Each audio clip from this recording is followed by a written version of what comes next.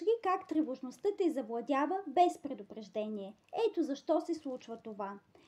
Коренната чакра е небалансирана. Усещаш несигурност за себе си и близките. Семейни или родови програми понякога тревогата е втора природа, наследена от семейството. Страх от повторение на минали преживявания. Умът ти предупреждава за възможни опасности. Желанието да бъдеш добра. Тревожиш се за всички около теб, защото мислиш, че това е твоята роля. Старите емоции излизат наяве. Дори да си решила проблемите си, минали енергии могат да се появят сега. Направи следната практика за осъзнатост. Вземи лист и си задай въпроса.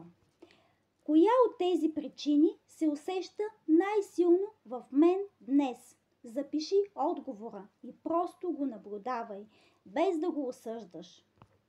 Ако искаш да премахнеш тревожността и да се свържеш с себе си, напиши ми курс в коментарите и ще ти покажа как в курса победи тревожността, паникатаките и стреса.